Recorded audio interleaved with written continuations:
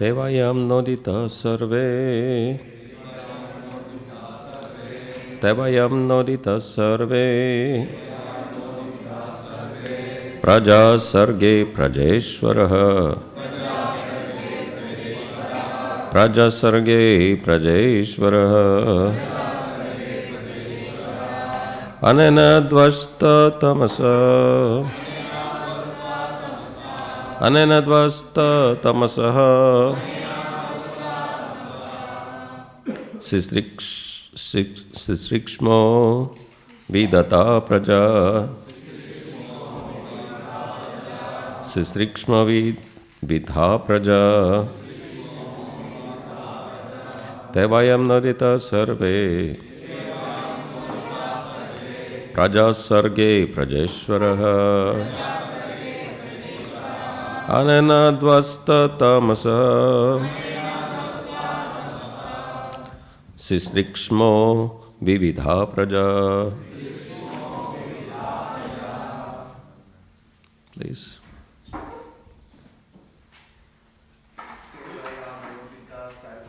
Tevayam nodita sarve.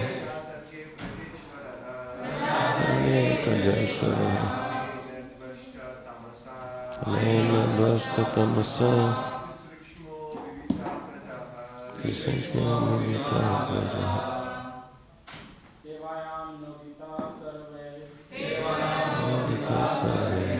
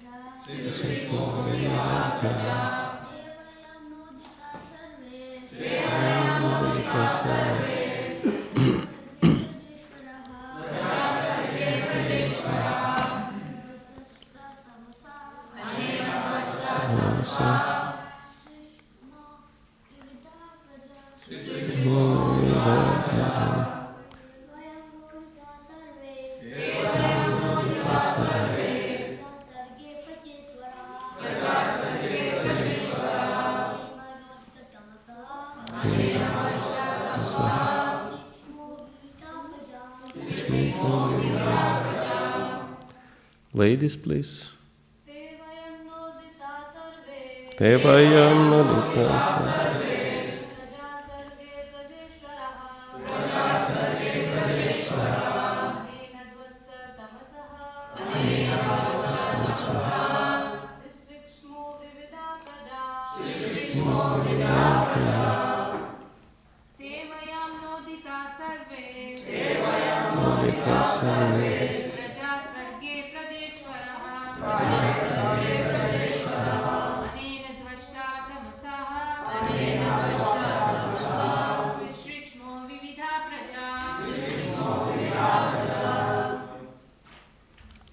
Synonyms, please repeat. Te, by him.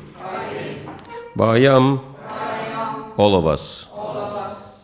Noditaha, ordered. Sarve, all. Praja sarge, at the time of creating population. Prajaishwaraha, the controllers of all living entities. Anena, by this. Dvastatamasaha, being freed from all kinds of ignorance. Sisrikshma, we created. Vivida, various kinds of. Prajaha, living entities. Translation purport by His Divine Grace A.C. Bhaktivedanta Swami. Srila Prabhupada Ki Jai. When all the Prajapatis were ordered to create by Lord Brahma, we chanted these prayers in praise of the Supreme Personality of Godhead and became completely free from all ignorance. Thus we were able to create different types of living entities. Purport. In this verse we can understand that the various types of living entities were created simultaneously at the very beginning of the creation. The nonsensical Darwinian theory of evolution is not applicable here. It is not that intelligent human beings did not exist millions of years ago. On the contrary, it is understood that the most intelligent creature, Lord Brahma, was first created. Then Lord Brahma created other saintly sages like Marichi, Bhrigu, Atreya, Vasishta, and Lord Shiva. Then they, in their turn, created different types of bodies according to karma. In Srimad Bhagavatam, Lord Kapila Dev told his mother that the living entity gets a particular type of body in accordance with his work, and that this body is decided upon by higher authorities. The higher authorities, as appointed by the Supreme Personality of Godhead, are Lord Brahma and all other Prajapatis and Manus. Thus, from the beginning of creation, it can be seen that the first creature is the most intelligent. It is not that so-called modern intelligence has developed by the gradual process of evolution. As stated in Brahma Vaivarta Purana, there is a gradual evolutionary process, but it is not the body that is evolving. All the bodily forms are already there. It is the spiritual entity or spiritual spark within the body that is being promoted by the laws of nature under the supervision of superior authority. We can understand from this verse that from the very beginning of creation, different varieties of living entities were existing. It's not that some of them have become extinct. Everything is there. It is due to our lack of knowledge that we cannot see things in their proper perspective. In this verse, the word dvastatamasaha is very important, for without being free of ignorance, one cannot control the creation of different types of living entities. As stated in Srimad Bhagavatam 3.31.1, Daivanetrena, bodies are awarded under the supervision of superior powers. How can these superior powers control the evolutionary process of the living entity if they are not free from all imperfection? The followers of the Vedic instructions cannot accept the Darwinian theory of evolution, for it is marred by imperfect knowledge. Te vayam nodita sarve praja sarge prajashvaraha nenadvasta tamasa sisikshmo vividha praja. When all the Prajapatis were ordered to create by Lord Brahma, we chanted these prayers in praise of the Supreme Personality of Godhead and became completely free from all ignorance. Thus, we were able to create different types of living entities.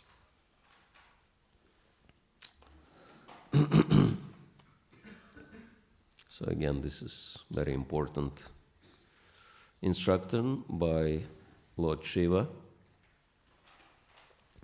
and he's explaining to Prachetas that without being empowered by the Supreme Lord and without authority, one cannot really do anything, because that empowerment and that authority helps one to become free from ignorance. And Prabhupada explains that scientific theory that intelligence has developed by the gradual process of evolution is completely wrong. Rather, what we see is devolution, degradation. And because time is destroying everything, right, in the material world. And so we can see that there is always degradation, there is no evolution as such.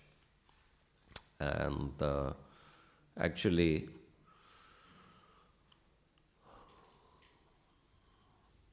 they try to come up with what they call AI, artificial intelligence, right? But some people are totally convinced that AI will never be able to compete with, artificial intelligence will never be match to natural stupidity. And we can see that the smarter the phones become, the more stupid people become, right? It's kind of natural process of devolution. This is the result of modern science, modern scientific research. Smarter phones and more ignorant people.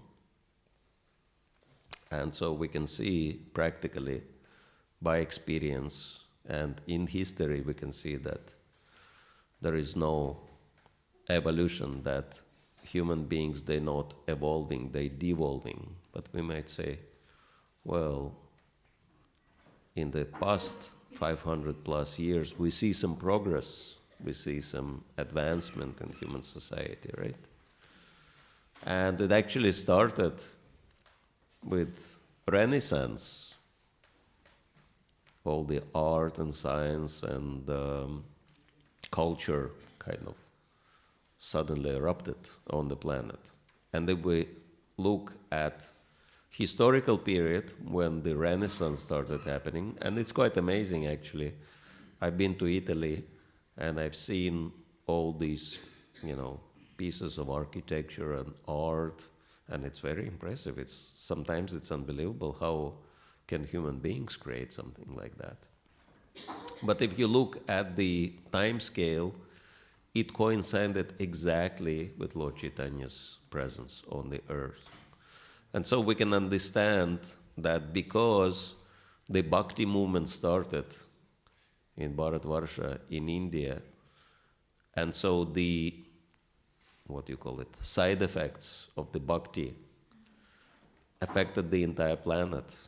And we are kind of lucky because we are not, even though it is officially Kali Yuga, but we are living at the dawn of the golden age of Lord Chaitanya Mahaprabhu. And that's why we can see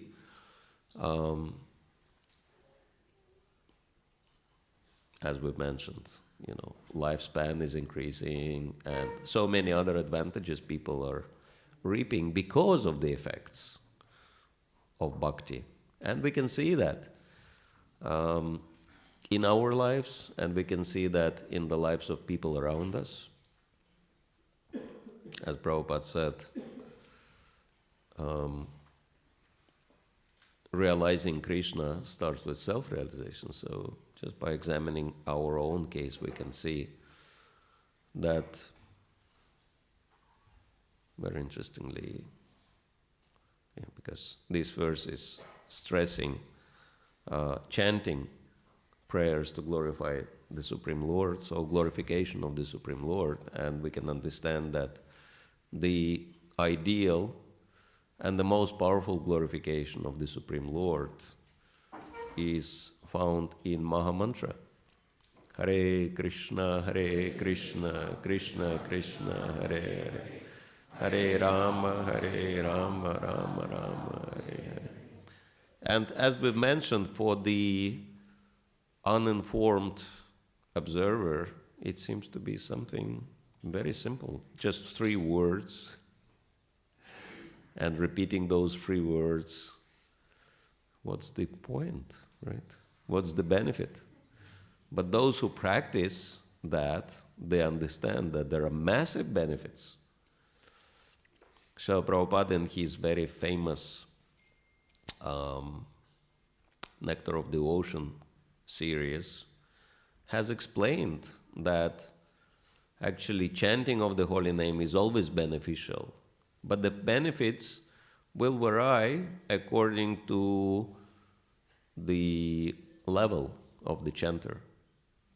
And he says that even offensive chanting of the holy name actually fulfills people's material desires. But devotees are not so anxious about this particular benefit because they know that material benefits will always end in trouble, right? If there is gain, there will inevitably be loss. If there is promotion, then there will be inevitably degradation, etc., etc. So all these material benefits are actually a source of trouble. And we can observe that in our lives and in lives of other people. The better it is, the more troublesome it is. Because people tend to forget God. That's the problem. They think, why do I need God in my life if I'm as good as God, right? This is what Srila Prabhupada explains, that Dharma, Artha, Kama, Moksha, that this is how things are happening. If people are following Dharma, then they get Artha. And if they get Artha, they get opportunity for Kama, right? And mostly, unfortunately, this is why people practice Dharma. But he says, because this is their motivation, material motivation, that's why many times if people can get Artha and Kama by other means, they think, why do I need Dharma, right? And it's actually very typical even in India, right?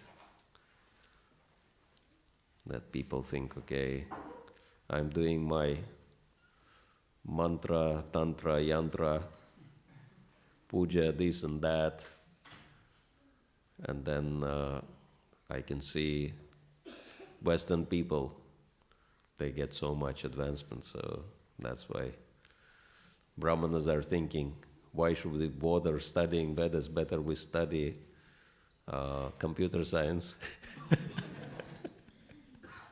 And we can make much more money. Right.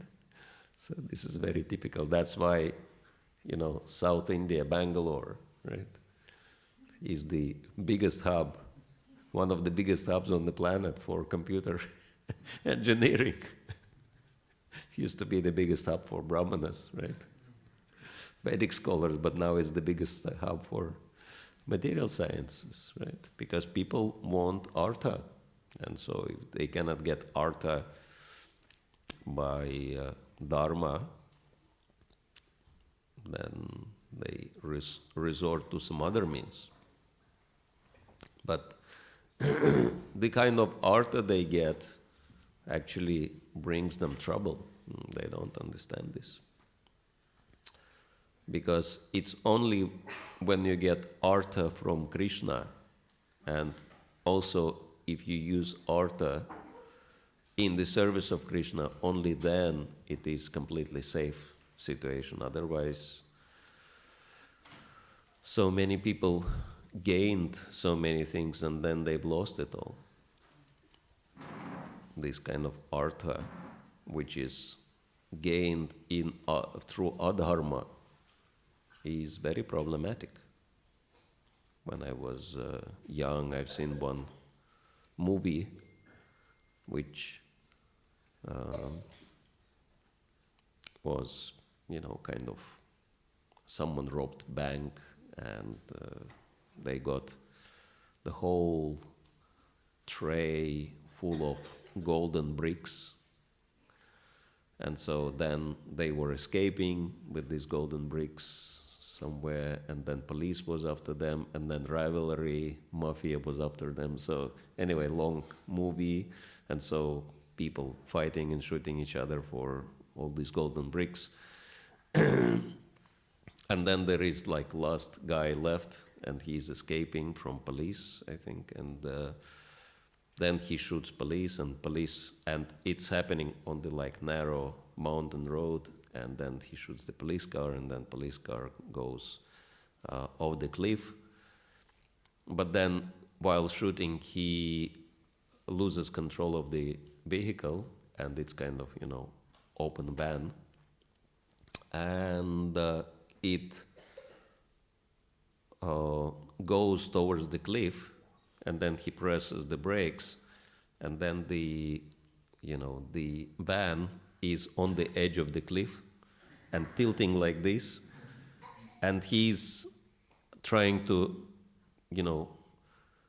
get out of the vehicle, opening the door, but then that, case with golden bricks is actually overweighting, and then he's seeing that the van is losing balance and goes off the cliff. And then no matter how many times he's trying to do that, and every time the van tilts and that case with the bricks goes further towards the, rear of the van, and it tilts more and more. And it's kind of van which doesn't have the partition between the driver's seat and the back of the van. And then he realizes that another time he will try to get out, he will go off the cliff together with the van. And then he realizes that the only way to survive is to get that case with the gold off, and then he kind of reaches the case with his leg and kicks it out, and it goes, it goes down, and then he survives. It's like so much trouble. And then he had to lose everything just for the sake of survival, right? Because he understood, okay, if I'm dead, how this gold can help me. But this is like very typical story of material life.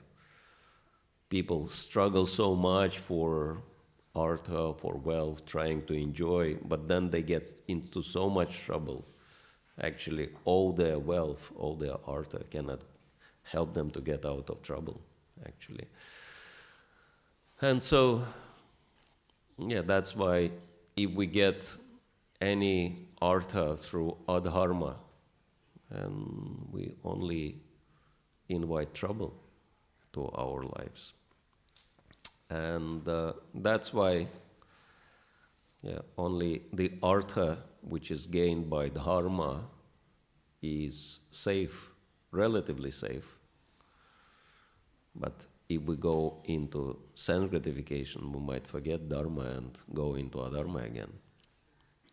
And that's why, chanting of the holy name is yagya, right? And yagya is the primary dharma for all the human beings. And so this is the first and really minimal benefit of the chanting of the holy name, that your material desires are fulfilled. That materially you see benefits in your life. That troubles are going away, right? Kleshagni and Shubhada, and good things are coming. It's a pretty good deal, right? Many people dream about it. Let all my troubles disappear and all the benefits come into my life. But this is really first stage of devotional development. And devotees are not so much interested, because even by offensive chanting, all these things, material benefits are available. But if you try to chant without offense, that's namabhas, purificatory stage, then you get liberation. Of course, devotees are not interested in liberation, in personal liberation, but devotional liberation means you become immune to the influence of the modes of nature. And that's pretty good level of spiritual advancement, becoming immune to circumstances and pains and pleasures of this world, overcoming duality. Yeah. How many of you want to have that level, beyond duality? Okay, then for that we need to try to chant avoiding all the offenses. That's namabhas. And of course, the topmost benefit is only available through Shuddhanam, pure holy name. And what is the top benefit? Krishna Prema, pure love for Krishna, which is Anandamaya-bhyasat, the situation of total bliss. So, if you chant Namabhas, you get peace. If you chant Shuddhanam, you get bliss. Right? So this is how it works. And so that's why real advancement is coming through the chanting, through glorifying the Lord. Right?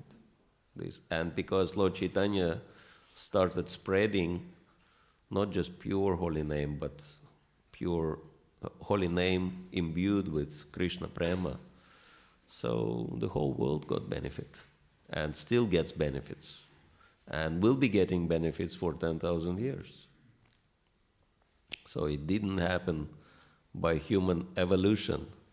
If you look at the history before Lord Chaitanya came, and so before the Renaissance started, these were the dark ages, horrible times, real Kali Yuga. And this is only the beginning of Kali Yuga. And so we could imagine what would happen, how much it would deteriorate even worse if Lord Chaitanya would not come, right? That's why Vasudev Ghosh sang this very wonderful song.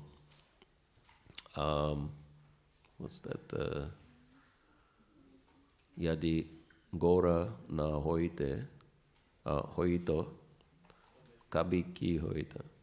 So what would happen to us if Lord Chaitanya would not come, right?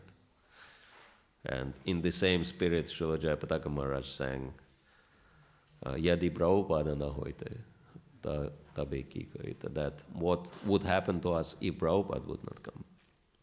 So we can understand that all good things in our life, all fortune came to us because of Lord Chaitanya and Srila Prabhupada. Otherwise, Kali Yuga would be just horrible. We can't even imagine how bad Kali Yuga would be now without this, what do you call it, factors. And so we can see that it is happening, that all the advancement in our life, and interestingly enough, both material and spiritual advancement kind of go hand in hand. They are happening because of the chanting of the glories of the Lord, because of the process of devotional service, which starts with chanting. Because, chanting kind of triggers the entire process of devotional service. And we can see sometimes there are some material beneficial effects, side effects. Probably doesn't happen so much in Hindu families, but I know it happens a lot in Christian or Muslim or Jewish families or whatever other families, that say some family member starts practicing Krishna consciousness.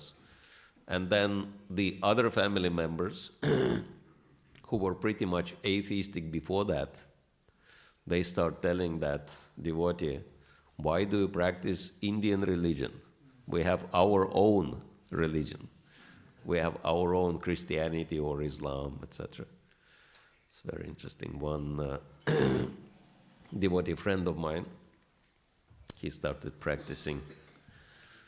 That's in Russia. And he comes from Muslim family. And so his brother, who was pretty much materialistic, and he said, why do you practice Krishna consciousness? We are Muslims, so we have to practice Islam. And devotee brother said, well, if you are so convinced about it, why don't you show me the example? I never seen you practicing anything spiritual. And so the brother took the challenge and he started practicing, actually. And then he was getting little knowledge from Quran, and he started becoming puffed up with that and tried to argue with his devotee brother. And of course, knowledge from Prabhupada's books is so superior, so devotee brother would always defeat him. And then the Muslim brother was saying, okay, I'll study more, I'll come and still defeat you. And so that served as a stimuli for him to actually study scripture and understand it better. And because he became more serious about practicing his tradition, then they were doing business, and he became successful in business. And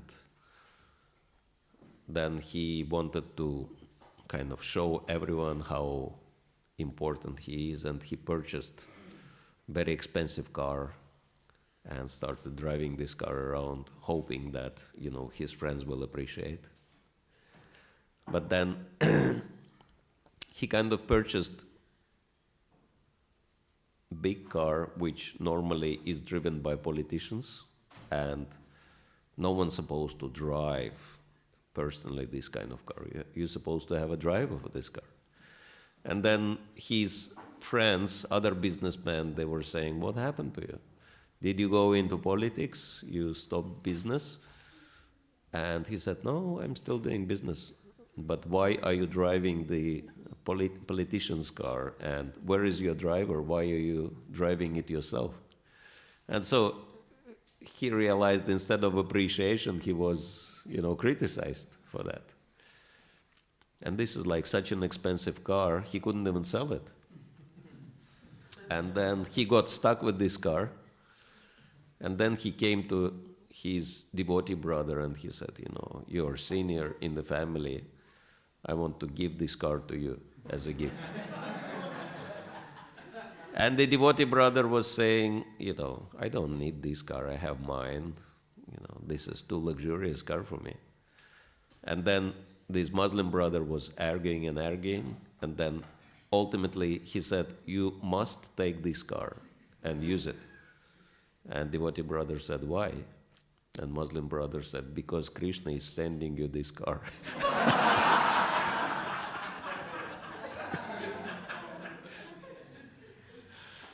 So this is a very interesting example. I'm pretty sure that this is not the only example. That if someone takes up to Krishna consciousness, Nrsingadev explains in the 7th canto, everybody benefits. Some who are more pious, more sincere, they benefit directly by also taking up to Krishna consciousness. Those who are not so pious, they benefit indirectly. But somehow their lives are also changing for better. That's why it says that the greatest benefit we can bring to our surrounding and to our family especially is by very seriously practicing Krishna consciousness. And then it will automatically influence other people. It's very interesting that it says that example is not just one of the ways to teach people. It's the only way to teach people. And so, if we want to change the world, the first and foremost thing, we have to become serious about our spiritual practice. And so, and we can see that this is happening on our immediate level, and then we can see in the world it is also happening that the entire population gets purified by the process of bhakti. We can see that Srila Prabhupada started his mission in America in a very humble way, just sitting under the tree in the Tompkins Square Park chanting Hare Krishna, right? No facility, nothing. But then it started spreading all over America and all over the world. And because America was first, we can see how much America has changed, right? That not just vegetarian, vegan lifestyle became so popular. Actually, nowadays, even the governments are trying to figure out what to do, because this vegetarian and vegan propaganda completely destroys meat industry. And they lose all profit and they don't know what to do. They realizing they have to close it down. And so, before Prabhupada came, there was nothing like that. And interest in yoga and, of course, chanting of the holy names, Hare Krishna mantra became so popular that nowadays there are big festivals of chanting Hare Krishna, and these festivals are not even held by devotees. These are like professional musicians, but Hare Krishna mantra is so popular, everybody knows it, and practically there is no yoga school nowadays in America without kirtan. It's kind of accepted that it's part of yoga. If you want to practice yoga properly, you have to chant Hare Krishna, etc. So, huge changes on the planet. And of course, whatever is happening in America, because Prabhupada knew that America is the leader. And so the whole world will follow. We can see that Australia is affected, the entire Western world is affected, right? And now even India gets affected. And so, it's interesting that Prabhupada actually had caught the moment in which India was really going down, really was deteriorating, and then when he brought Krishna consciousness from the West back to India, then Indians started taking it seriously, and still taking it seriously because of the Western people practicing Krishna consciousness. It's like in Mayapur, you can see that so many people come to Mayapur, like thousands, probably more than 10,000 a day. But, why do they come? Of course, it's a nice kind of holiday spot for families for the weekend.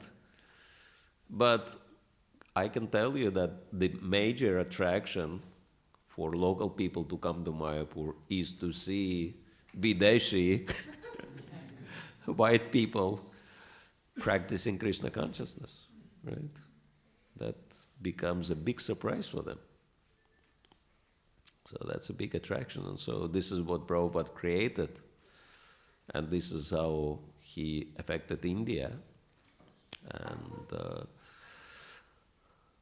that's why he said primarily he wanted Western people in Western world to take up to Krishna consciousness. So that's, I suppose, the task for all of you to think how to attract more Western people to Krishna consciousness, because that will automatically affect both Western world and India, right? And so, yes, this is how the evolution is happening, by the chanting of the glories of the Lord. We can see that the entire world gradually becomes purified. Of course, some problems are there, but even the problems happening in the world are actually part of Lord Chaitanya's plan. It's very interesting because this whole economic crisis, interestingly enough, brought about by the advancement of science. I mean, who invented plastic? Which nearly kills the world, right? Scientists invented plastic, and now they don't know what to do with it, right? And so many other scientific inventions, they're creating such a huge trouble, right? They don't know how to stop it, how to reverse it. And so now they're basically realizing that if we won't change something very drastically right now, we're going to face extinction. And so Lord Chaitanya, it's very interesting that he allowed them to have economic development, and he allowed that. My first mercy to my devotee is that I'm taking away all the opulence from them, but then he explains further why or in which circumstances, because we can see that some devotees, they might lose everything, but other devotees, they have everything their whole life and nothing happens to them, right? And actually many cases we can see in ancient history and in modern history as well. Like ancient history, so many great Vaishnava kings, they enjoyed a lot of opulence. Krishna didn't take anything away from them. And in Lord Chaitanya's times, we can see examples like Pundarik Vidyanidhi, Shivananda Sen. Their whole life they had so much opulence. Krishna never took anything away from them. But some devotees, Krishna does take away, right? So in some cases Krishna does, in other cases Krishna doesn't. So when he is taking and why he is taking, and Prabhupada had that experience, as we know, that Krishna explains in the second half of this verse, when I take his material opulence, then his family members, they turn away from that devotee. And then all his friends and supporters, and it's very interesting, right? That it is very, very typical. You will actually know how many real friends you have only if you don't have money, right? If you have a lot of money, you have so many people who love you very dearly. But you're not sure whether they love you or they love your money. Right? And actually, the second is, in many cases, true. And so, when someone loses opulence, all the materialistic people who were interested in opulence, so that's the benefit, right? And so, Prabhupada had this experience. Krishna took his business away. Krishna kind of dismantled his business.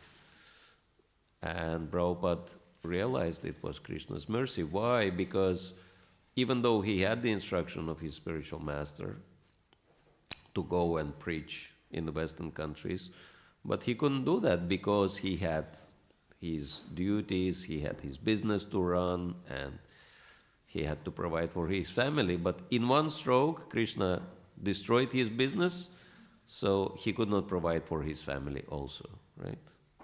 So family lost interest in him. It's like very typical, right? That what family is expecting from man, bring money, right? And we'll be spending it all. For Krishna or not for Krishna, that we can see. That we'll be spending. You should earn and we should spend.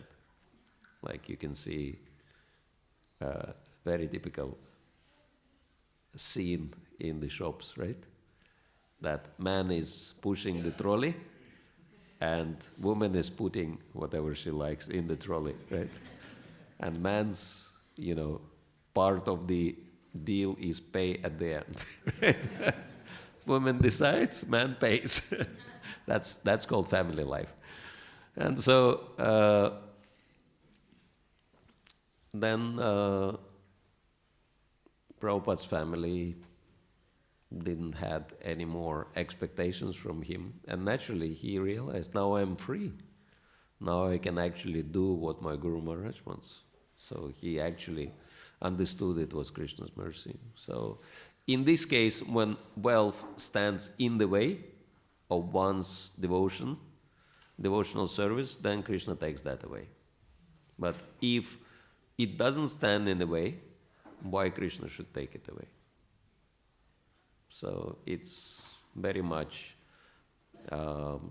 personal approach, we can understand.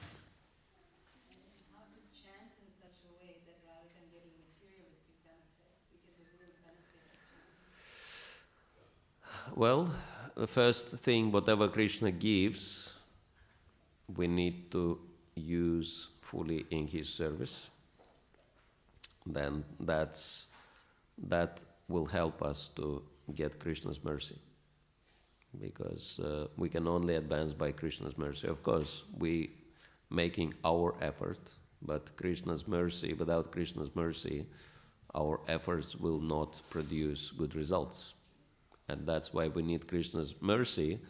And the first sign of our sincerity, that whatever blessings we get from Krishna, even so-called material blessings, we use them for Krishna rather than for our sense gratification, right? That this principle is outlined at the end of Bhagavad Gita, chapter 17 and especially 18. Yagyadana tapa karmana atyajam karyamevacha. So Yagyadana and tapa should never be given up because they're purifying even great souls, Krishna explains. So you do your yagya, you chant Hare Krishna, then of course Krishna gives artha, right? Dharma produces artha. But then this is the test. If you use that artha for kama or for dana, right? If you use for kama, then there is no spiritual advancement. But if you use it for dana, if you use it in the service of Krishna, Guru and Vaishnavas, then yes, we can advance. And so this is how it is.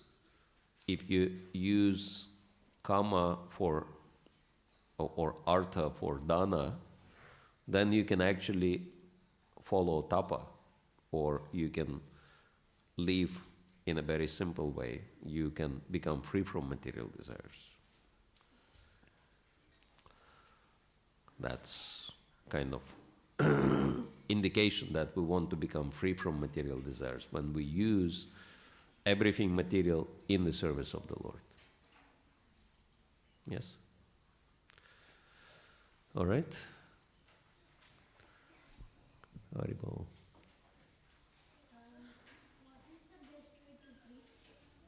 What is the best way to preach? Well, that's a really deep question. Yeah, these little sages, they always, kind of puzzle me with their questions. Best way to preach is by building nice relationships with people. That devotees who are dear to Krishna are defined in Bhagavad Gita as Advaita Sarvabhutanam Maitra Karunevacha. Right? These are the first three qualities mentioned in the 12th chapter of Bhagavad Gita. And Advaita Sarvabhutanam means we have no envy or negativity towards anyone. Maitra, we are friendly to everyone, and Karuna, we are very compassionate. And so we can understand that we tend to be envious of those who are better than us or higher than us. We should be friendly with those who are on equal level, and we should be compassionate towards those who are less fortunate than us. So immediately the first three qualities of a good Vaishnava are helping us to understand that Vaishnava should have perfect relationships with everyone, with seniors, equals, and juniors, right? With advanced, peer, and innocent people. And so if you build nice relationships with people, then automatically they will appreciate you, and they will appreciate whatever you do, including Krishna consciousness. So that's called preaching by example, but not example by, religious performances necessarily, but by displaying devotional qualities. So then people automatically appreciate. Okay, another sage. Yes. How time is degrading everything. You can see that if the house is not maintained by people, it breaks apart, right? If the car is not serviced, then it gets covered by rust. And so if our body is not properly maintained, it will become sick and will get destroyed as well. So that's why time is the destroying factor. Time is destroying everything in the material world. Okay, let's let the boys ask. Yeah. You said that realizing Krishna starts from self-realization. Yes. And where do we get that self-realization from? Where is the self-realization? Well, self-realization means we're realizing that we are spirit souls, parts and parcels of Krishna, and therefore we can understand Krishna as well. If I'm interested in love and care and service, then Krishna is also interested in love, care, and service, right? And so if I want other people to be happy when they see me, so Krishna also wants us to be happy when we see him, right, etc. So this is how we can understand Krishna, by understanding ourselves. Yes? Hare Krishna. Dhruva Prabhu. Maharaj, you said that you should be preaching old wine in new bottle, like preaching in a different Western style. Yeah, old wine in the new bottle, yes. So Krishna West is one of the attempts to do that in America, and also wanted to see if you have any strategic directions as to how to. Are we preaching in Russia with Russian style? Yeah, well, whatever the style is, but the most important thing is to establish relationship with people. We can see that, for example, you do Harinams or you do book distribution, and a lot of Harinams and a lot of book distribution, but very, very few devotees actually coming from those types of services. And I was thinking, why? And actually, the reason is that, people are influenced by association, right? Everyone is influenced by association. So how much association we give at book distribution? Few seconds, right? How much association we give at Harinam? Few seconds. So people don't get enough time to be affected by devotee association. They don't even understand who these people are, what are they about. But you can see that, like in Russia, for example, devotees conduct training courses on personal development. And then so many people become devotees from those training courses because those people get exposed to prolonged devotee association. Naturally, they become influenced by this. So I think this is the principle, that whatever we do, if we expose people to prolonged, extended association with devotees, then we have best chances of them to actually understand, appreciate, and take up to Krishna consciousness. So that seems to be the principle of giving maximum association.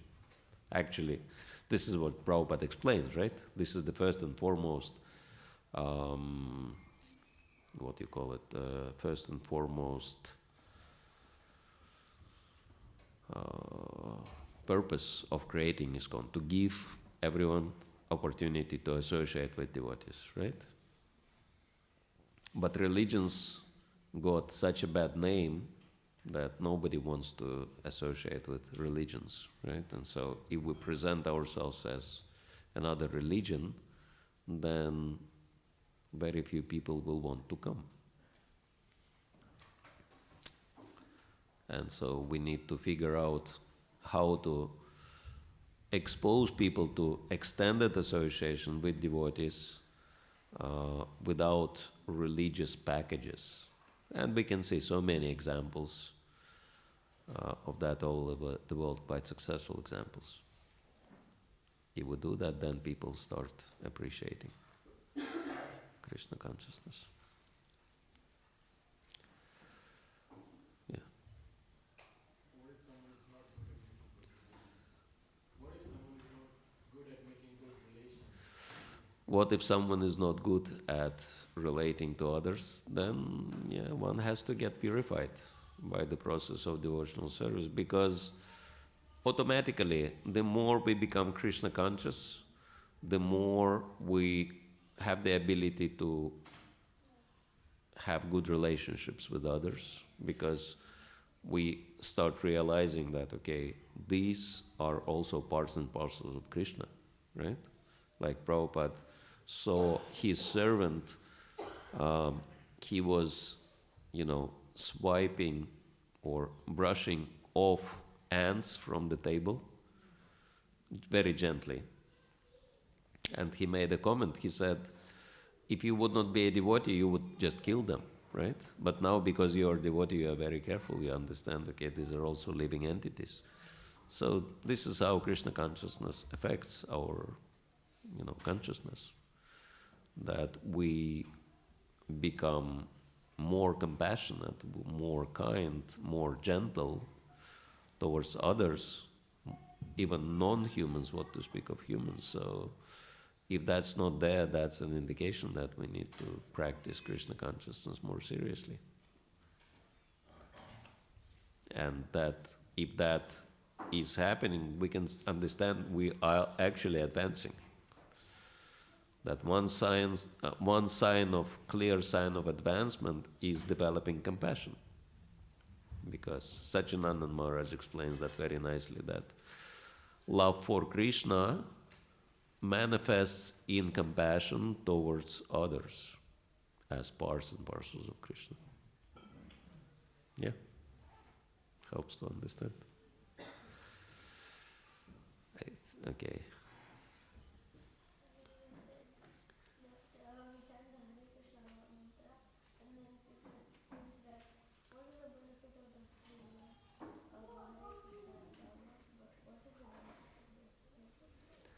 What is the benefit from these three words, Hare Krishna mantra? I mean, we can ask devotees, what are the benefits from chanting Hare Krishna?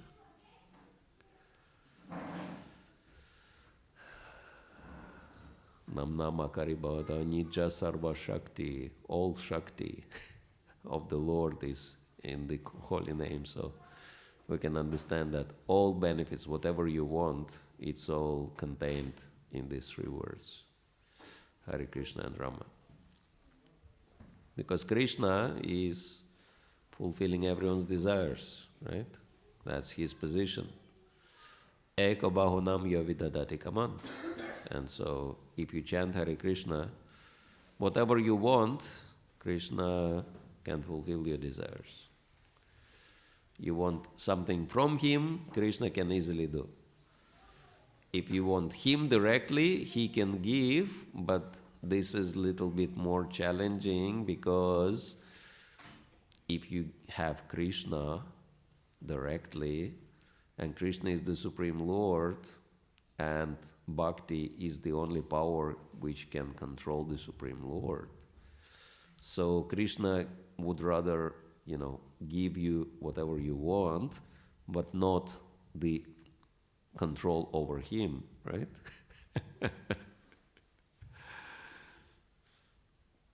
So that's why Bhakti is something which requires a little bit more, well, actually much more dedication and devotion to have, because that's huge power over the Supreme Lord, and that Krishna is not giving so cheaply, right? But the idea is that whatever you want, Krishna can give you. But the higher the ambition is, then, the price is higher also, right? Helps you to understand? Good. Okay, I think should be last one. Yes. While doing book distribution, like sometimes it has happened with me, like I give it, like two people, I give it to one person and the other person says, no, you have to pay, so just give it back. So in that case, what do you do? Or people don't want to pay for the books? Yes, so I give it to one person out of those two people and the other person says, he's selling them, you need to pay, just give it back. Yes. If people don't want to pay for the books, then it's better not to give them books, because if they don't want to pay, it means they will not appreciate. Of course, there are always exceptions. If someone is very sincere and he says, unfortunately, I don't have anything, but please, if you give me the book, I promise I will keep it, I will read it, this and that, so we can make an exception. But normally, if someone doesn't want to pay, it means they don't appreciate, and we don't want them to throw the book away, right? So that's why we ask for donation, because that is the indication that people give some value to the book. And the best advice for book distribution is don't waste time with those people who are not interested. Principle is very simple. The more people you contact on book distribution, the more books you will distribute. And so the only way to do it is to spend minimum time with everyone. I was doing one time Prabhupada's marathon in Russia, and somehow it dawned upon me, marathon means you go very fast, right? Because when people do marathon, they go very fast. So I realized if this is Prabhupada's marathon, I should go very fast from one person to the other. And so I started, literally, I was coming to someone and I was showing him the book and saying few words and asking, are you interested? And even if person was hesitant, I would just leave and move to the next person. So if only someone would say, yes, I'm interested, only then I would give the book, right? Because I was thinking, there are so many people, I don't have time to waste with, few people. It's like Prabhupada said, we should be like postman. And so if you show the letter, is it letter for you? No. Why should you try to say, oh, maybe no, maybe it is still for you? People say, no, it's not for me, move on. And so I started doing like that. And some people who were probably not so fast, and they actually wanted the book, but they didn't have enough time to say yes, and I would just leave them, and they would start like running after me. And I ended up like with few people running after me. Wait, we want the book. Why didn't you wait even, why didn't you even give us chance to say yes? And I would tell them, I'm sorry, I have very little time. And people who are very interested, they're waiting for these books. If you're interested, give a donation, get the book, but I don't even want to stop because I don't have time. And I distributed much more books than normally. And I got so excited that I actually started running from one person to another. So it became like real marathon. It was a lot of fun. But when you are in this kind of detached and urgent consciousness, then people also become detached from their money, and they pick up on your urgency and they say, okay, yes, let me have this book. And so it becomes more effective. The more you are detached on book distribution, the more books you can distribute. But if you become attached to the idea, no, I want to save this particular person, and person says, no, I don't want to be saved, please leave me alone, that becomes very hard book distribution. Right? We should make it easy for us and for other people. All right. Thank you all very much. Grantaraj Srimad Bhagavatam ki jai, Srila Prabhupada ki jai, Nitai Gaur Premanande.